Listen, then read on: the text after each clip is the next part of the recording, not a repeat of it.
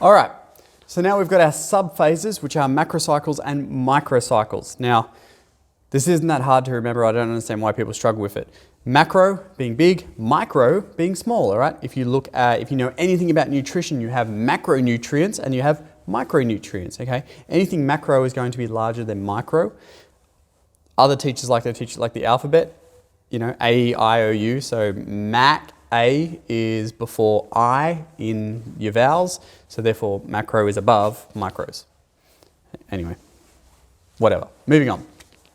A macrocycle is very simply a long-term training overview, okay?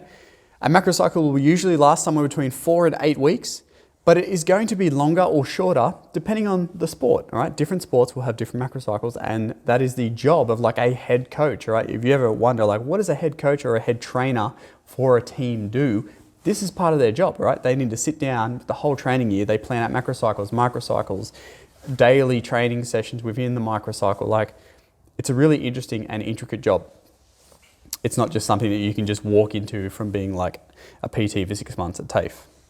Anyway, it takes into account your competition dates and finals, all right, to making sure that the macrocycle and the training block is suitable for what's going on in the competition. And a macrocycle will generally have a focus, all right, overall for that 4 to 8 weeks or whenever. Now, a microcycle, okay, they're smaller blocks, usually a week, all right, usually 7 to 10 days within a macrocycle. So the macrocycle sits above as the overall emphasis, and then you have micros, you can think of them as weeks with focuses, okay? A microcycle allows to fine-tune details around volume of training, intensity of training, needs. So for example, if a macro cycle had a specific goal, and then during that macro cycle we notice that player X needs more work on speed and player Y needs more work on power, you can do that within the microcycle, so within the week. So when you go to Monday, Tuesday, Wednesday training sessions, player X would do more speed work and player Y would do more power work on those sessions, right? But overall, the goal may be just to focus on skill-related components of fitness. And the microcycle will also take into account the day of play. And that's important to facilitate a weekly peaking and tapering for our athletes, all right? Because you don't want to hit, let's say comp day was Saturday, you don't want to hit Saturday being fatigued from training on Friday, all right?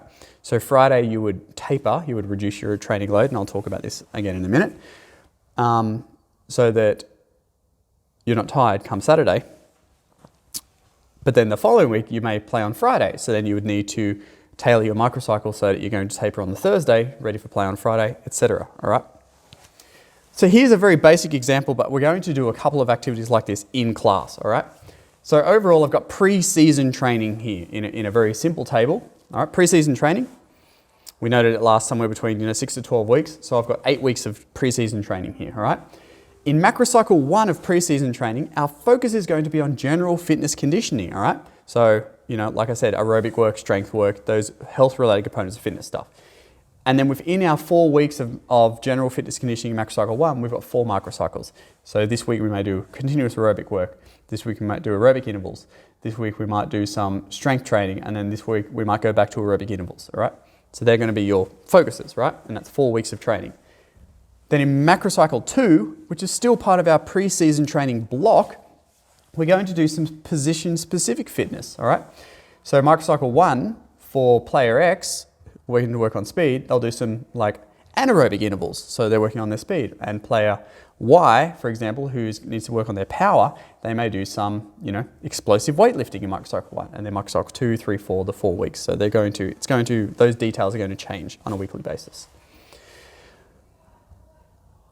Yeah, that's subphases. Macrocycles being large or overviews of training, and microcycles being basically 7 to 10 days or weeks of specific training things that you're going to do on that week. And like I said, in class, we're going to do lots of stuff around this, so you shouldn't struggle with it. But that's subphases.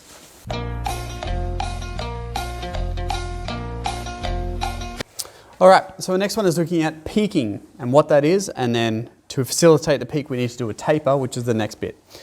Peaking, very simply, is an optimal state of physical and mental readiness. If you are watching this video in like term 3, year 12, this is being like your last unit you study before the HSC, you should be peaking now. Now is the time when you should be experiencing all of these things. And if you're not, then you've either, one, not put in enough effort and ramped it up towards this stage, or two, maybe you peaked early. Maybe you peaked in year 11, maybe you peaked at the start of year 12, and now you just burnt out, and now it's just cumulative fatigue for you, all right? So training loads are ramped up over a macrocycle, and then they're tapered, which I'll talk about in a minute, immediately before performance to facilitate a peak. I'll just draw a picture up and I'll leave it up for the next bit. I got to tell you, I'm on fire for my drawings today.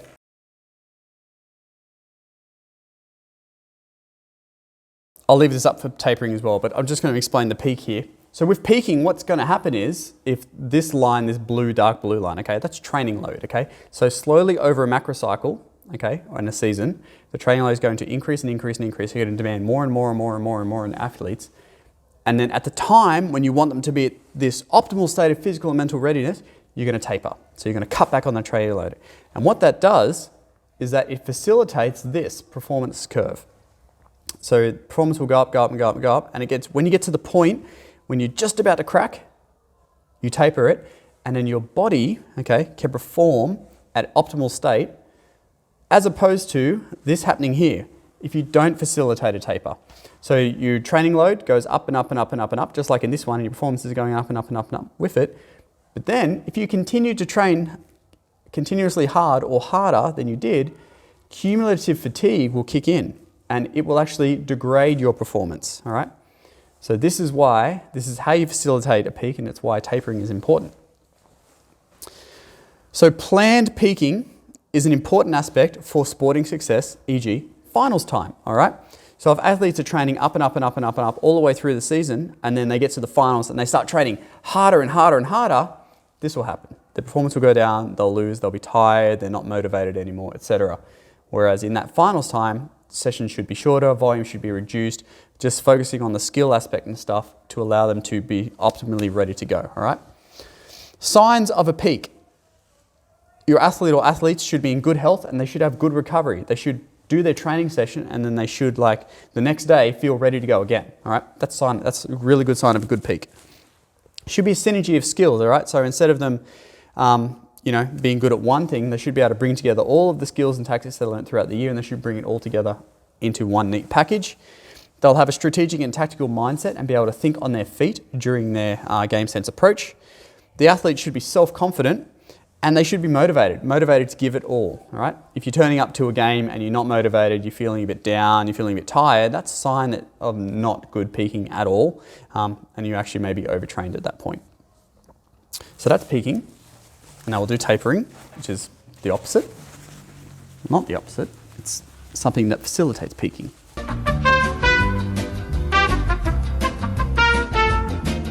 Okay, so here is the taper. So tapering is characterized by a reduced volume and other aspects of training in the immediate days before competition to facilitate our peak, okay? Like here, this drawing. Training in this period can still be of high intensity, but it's going to be low volume, all right? And significantly lower volume as to what you had just been previously doing.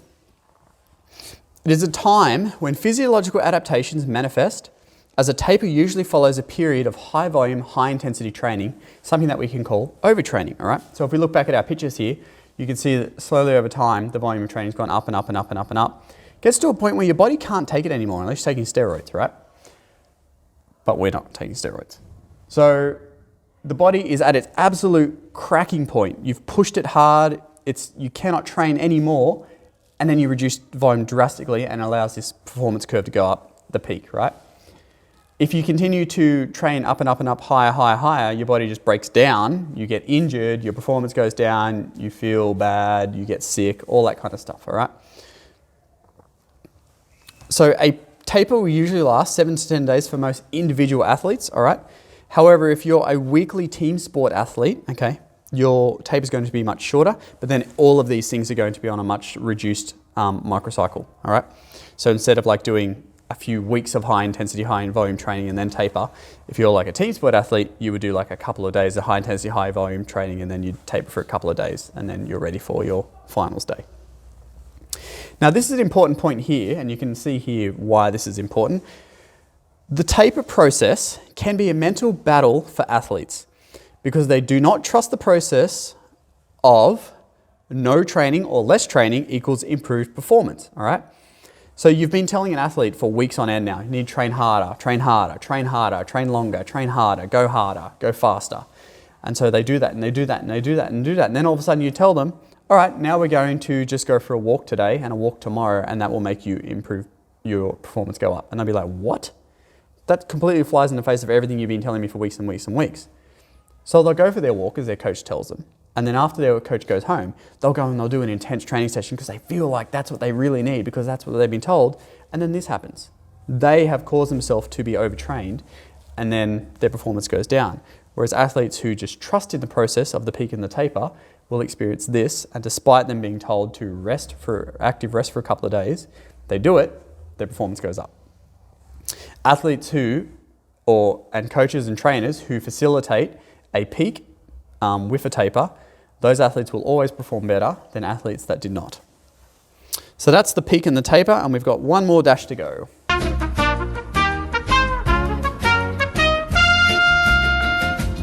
All right, so our last one is looking at sport-specific subphases, all right? So we know subphases are macrocycles and microcycles, all right?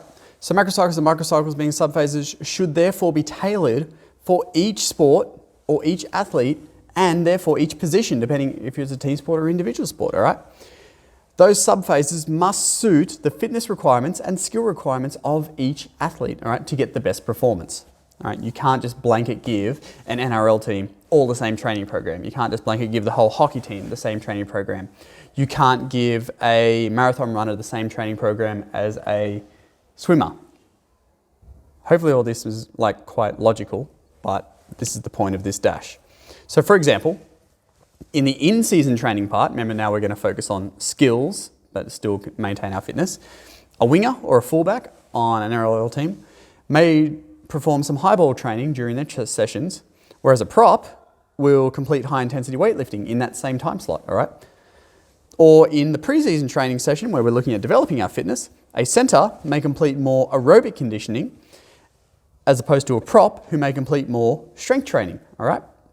So while the centre will probably do both and the prop will definitely do both, they're probably going to be tailored specifically so that the one athlete is doing more of one thing and the other athlete is doing more of the other thing, because that is sport specific for that athlete, okay?